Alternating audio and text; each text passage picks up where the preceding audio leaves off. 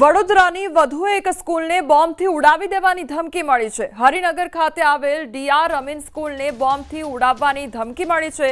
ધમકીના પગલે સ્કૂલમાંથી વિદ્યાર્થીઓને છોડી મૂકવામાં આવ્યા છે। સ્કૂલ પર પોલીસ ડોગ અને બોમ્બ સ્ક્વોડની ટીમ સ્થળ પર પહોંચી ગઈ છે। તો મદ્રાસ ટાઇગર્સના નામથી વડોદરાની સ્કૂલને સવારે આરડીએક્સથી ઉડાવવાની ધમકી મળી હતી અને એક જ દિવસમાં બે સ્કૂલને ધમકી મળતા સાયબર ક્રાઇમ પોલીસ અને પોલીસની વિવિધ એજન્સીઓ કામે લાગી ગઈ છે। તો શાળાને બોમ્બથી ઉડાવી દેવાની ધમકી આપવામાં આવી છે। સંવાદદાતા હાર્દિક અમારી સાથે જોડાઈ ગયા છે। હાર્દિક, આ ડીઆર અમીન સ્કૂલ કે જેને બોમ્બથી ઉડાવવાની ધમકી આપવામાં આવી છે, શું અપડેટ હાલ મળી રહ્યું છે તેને લઈને?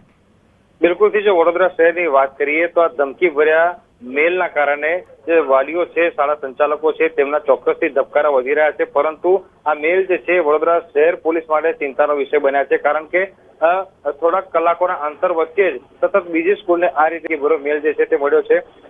સવારે હરણી વિસ્તારમાં આવેલી સિગ્નલ સ્કૂલને ધમકી મળી હતી, ત્યારબાદ એટલે કે બપોરના સમયે હરિનગર વિસ્તારમાં આવેલી ડીઆર અમીન સ્કૂલને આ પ્રકારની ધમકી જે છે તે આપવામાં આવી છે। સવારની ઘટનાની વાત કરવામાં આવે તો મદ્રાસ ટાઇગર્સ નામથી વડોદરાની સિગ્નલ સ્કૂલને આરડીએક્સથી ઉડાવી દેવાની ધમકી મળી હતી, ત્યારે અત્યારે જે ડીઆર અમીન સ્કૂલ છે ત્યાં પોલીસની ટીમ પહોંચી છે અને અત્યારે બોમ્બ સ્ક્વોડ, ડોગ સ્ક્વોડ દ્વારા સઘન ચેકિંગ જે છે તે હાથ ધરવામાં આવ્યું છે। ઉલ્લેખનીય બાબત છે કે એક જ દિવસમાં બે જેટલી સ્કૂલને ધમકી મળતા સાયબર ક્રાઇમ જે છે તે હવે ધંધે લાગી છે અને અજયનો જે હાર્દિક સમગ્ર માહિતી બદલ આપનો આભાર। ખેડા શહેરમાં લાગી છે ભીષણ આગ અને ખેડા અંબિકા કોમ્પ્લેક્સની સામે રાઈસ મિલમાં પ્લાસ્ટિકના ગોડાઉનમાં આગ લાગવાની ઘટના બની છે।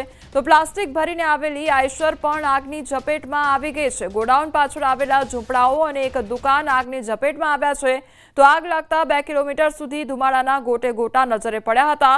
અચાનક લાગેલી આગના કારણે બજારવાળો જે વિસ્તાર હતો અને તેના કારણે ત્યાં આગળ લોકો પણ હાજર હતા અને લોકો પણ ભયભીત થઈ ગયા હતા। નડિયાદ ફાયર બ્રિગેડની ટીમ આવવા માટે રવાના થઈ અને ત્યારબાદ ધોળકા અને અમદાવાદના અસલાલીથી ફાયર વિભાગની ગાડીઓ પણ બોલાવવામાં આવી છે। ફાયર ફાઇટરો દ્વારા આગ પર કાબુ મેળવવા પ્રયાસ હાથ ધરવામાં આવ્યો છે।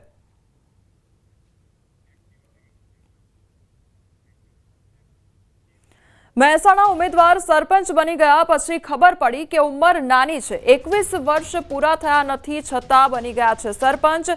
મહેસાણાના ગિલોસણ ગામના સરપંચની ચૂંટણીનો મુદ્દો સામે આવ્યો છે અને અફરોજ પરમારની ઉંમર 21 વર્ષ નથી એ તંત્રને હવે ખબર પડી। તો ઉમેદવારે ઉમેદવારી ફોર્મમાં 21 વર્ષ બતાવ્યા હતા। એલસીમાં જન્મ તારીખ 7 જાન્યુઆરી 2005 છે। આધાર કાર્ડ અને ચૂંટણી કાર્ડમાં જન્મ તારીખ 8 ડિસેમ્બર 2004 છે। બંને જન્મ તારીખમાંથી એકેમાં 21 વર્ષ પૂરા નથી થતા। સમગ્ર મામલે મહેસાણા ટીડીઓએ તપાસ અહેવાલ પ્રાંતને સોંપ્યો છે। તો અહેવાલમાં 2 અધિકારીઓની ભૂલ સામે આવી છે અને તત્કાલીન ચૂંટણી અધિકારી અને વિસ્તરણ અધિકારી નયન પ્રજાપતિ તેમજ મદદનીશ ચૂંટણી અધિકારી જિગ્નેશ સોલંકીની ભૂલ સામે આવી છે। નિયમ મુજબ સરપંચની ચૂંટણી લડવા 21 વર્ષ પૂરા જોઈએ અને ગિલોસણના સરપંચની 21 વર્ષ ઉંમર પૂરી થવામાં 6 થી 7 મહિના બાકી છે। તો 21 વર્ષ પૂરા થયા નહીં અને તેની વિગતો ફોર્મમાં છુપાવાઈ તો સમગ્ર મામલે ચૂંટાયેલ સરપંચ વિરુદ્ધ કાર્યવાહી થઈ શકે છે। ફોર્મમાં ખોટી વિગતો આપવામાં આવી હતી। મેન બેઝિક ભૂલ ચૂંટણી અધિકારી જે તે વખતે નયનકુમાર પ્રજાપતિ કરીને છે અને અત્યારે અમારે ત્યાં વિસ્તરણ અધિકારી તરીકે ફરજ બજાવે છે તાલુકા મહેસાણા ખાતે। અને મદદની ચૂંટણી અધિકારી તરીકે જિગ્નેશ કુમાર સોલંકી છે, એ અત્યારે જુનિયર ક્લાર્ક તરીકે ફરજ બજાવે છે અમારે ત્યાં।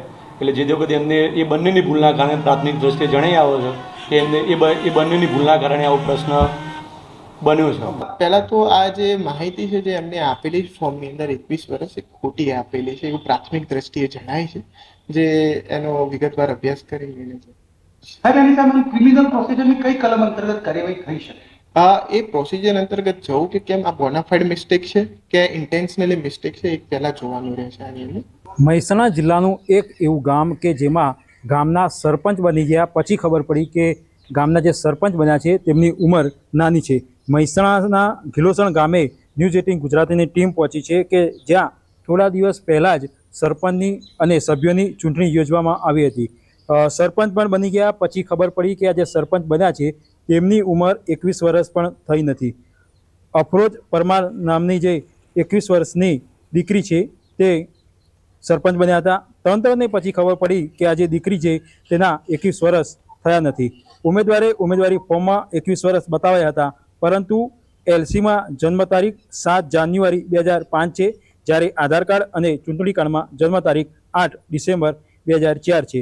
બંને જન્મ તારીખમાંથી એકેયમાં 21 વર્ષ પૂરા થતા નથી. સમગ્ર મામલે હાલમાં તાલુકા વિકાસ અધિકારી દ્વારા તપાસનો અહેવાલ પ્રાંત અધિકારીને સોંપવામાં આવે છે. અહેવાલમાં 2 અધિકારીઓની ભૂલ પણ સામે આવી છે. તો બીજી બાજુ હાલમાં જે પ્રાંત અધિકારી હોય છે તેમના દ્વારા પણ જે તપાસ હોય છે તે તપાસ શરૂ કરવામાં આવી છે. આગામી દિવસોમાં જ્યારે આ તપાસનો અહેવાલ પ્રાંત અધિકારી રજૂ કરશે ત્યારબાદ જે કાર્યવાહી હોય છે તે કાર્યવાહી થઈ શકે છે. જે ચૂંટણી અધિકારીઓ હતા તેમજ જે સરપંચ બન્યા છે તેમની સામે આગામી દિવસોમાં કાર્યવાહી ચોક્કસથી થઈ શકે છે. કેતન પટેલ, ન્યૂઝ 18 ગુજરાતી, મહેસાણા. મનરેગા કૌભાંડ મામલે મનસુખ વસાવાનો ધડાકો સામે આવ્યો છે. વિપક્ષની સાથે સત્તા પક્ષ પર વસાવાના આરોપ સામે આવ્યા છે. તમામ પક્ષોના નેતાઓ કૌભાંડમાં સામેલ અને સાંસદ મનસુખ વસાવાના મનરેગા કૌભાંડના નિવેદન બાદ ચૈતર વસાવાની પ્રતિક્રિયા સામે આવી છે. ચૈતર વસાવાએ કહ્યું કે આજે સાંસદ જાતે જ કહે છે કે ઉપર સુધી હપ્તા પહોંચે છે. આ કહેવા બદલ સાંસદને અભિનંદન પણ પાઠવ્યું છે.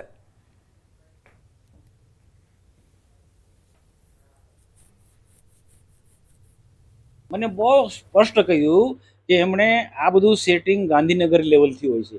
ગાંધીનગરમાં બેઠેલા ગ્રામ વિકાસ વિભાગના જે પણ જવાબદાર લોકો હોય, કમિશનર હોય કે પછી મંત્રી હોય, આ બધા લોકોનું બધાનું સેટિંગ હોય છે.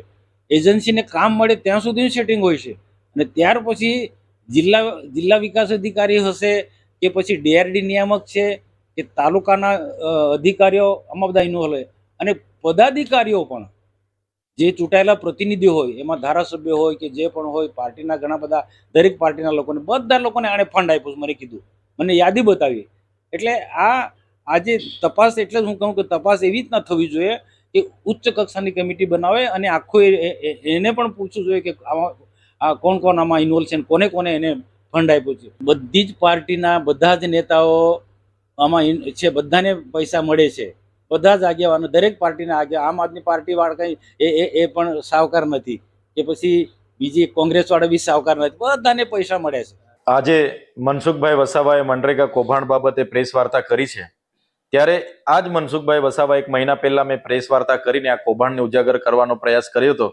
ત્યારે એમણે રદિયો આપ્યો હતો, પણ આજે પોતે સ્વીકાર્યું છે કે પોતાની સરકારમાં ગાંધીનગરથી લઈને ગ્રામ્ય કક્ષા સુધી નેતાઓ અને અધિકારીઓ મળીને કેટલું મોટું કૌભાંડ કરે છે એ એમણે સ્વીકાર્યું છે.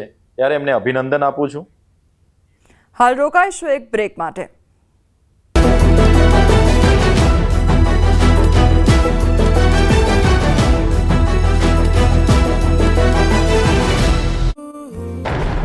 મોડી રાતથી જ ઉત્તર ગુજરાત પર મેઘરાજાએ સ્ટ્રાઇક કરતા બનાસકાંઠા 2 કાંઠે થઈ ગયું. પાલનપુર, ધાનેરા, થરા, કાંકરેજ સહિતના શહેરો બેટમાં ફેરવાઈ ગયા.